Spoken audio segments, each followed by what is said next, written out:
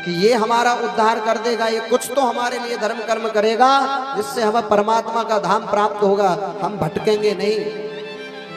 धुंधकारी महाराज उस महल में एक प्रेत रूप में पड़ा हुआ है। गोकर्ण जी महाराज को जब पता चला गया जी मैं श्राद्ध किया, लौट करके आए, महाराज जैसे ही महल में पहुंचे भजन करने के लिए बैठे। अब वो भैया महात्मा कैसे होते हैं? जब हम आप सोते हैं ना, शयन करते हैं, तब वो भजन करते हैं। रात्रि में भजन करते हैं महात्मा, चिंतन करते हैं। यहाँ पर गोकर्ण जी महाराज चिंतन करने लगे। महाराज कभी प्रेत, कभी पिशाच, कभी गाय के रूप में, कभी बैल के रूप में, कभी भेड़ के रूप में, कभी बकरी के रूप में।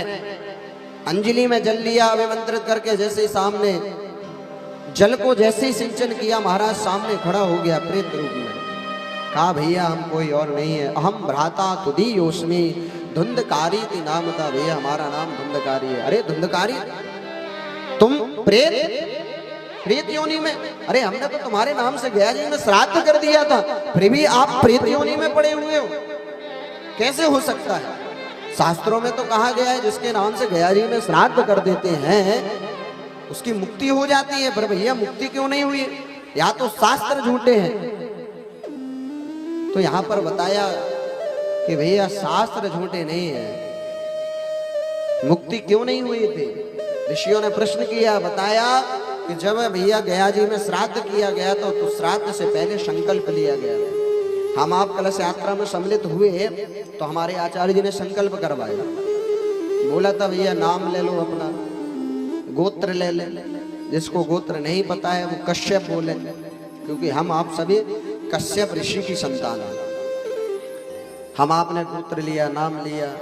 आचार्य जी ने महाराज भारत देशे भारत खंडे जम्बूद्वीपे मध्य प्रदेशांतर्गत सागर मंडलांतर्गत छतरपुर जनपदांतर्गत कॉलोनी का नाम, फिर महाराज जगह का नाम, आपका नाम, ये सब नाम लिया जाता है, गोत्र लिया जाता है, तब जाकर के हम आपको फल प्राप्त होता है। यदि हम आप ब्राह्मण का भोजन भी करवा रहे हैं, कन्या का भोजन भी करवा रहे हैं, कुछ दान कर रहे हैं, तो कोशिश करें कि संकल्प लेकर के करें, उसका हम आपको पूर्ण फल प्राप्त होता है। जैसे यहाँ पर अनेक जगह, पिछली बार अनेक जगह प्रसाद पाने के लिए जाते थे ब्राह्मण देवता ब्रजवासी, सभी माताओं का भाव रहता था।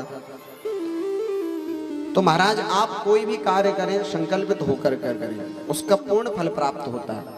यहाँ पर बताया कि गोत्र जो था वह गोत्र किसका लिया था? आत्मदेव जी का, लेकिन पुत्र था उसकी बहन का, गोत्र अलग हो गया था, इसलिए उसकी मुक्ति नहीं हुई थी। कहा भैया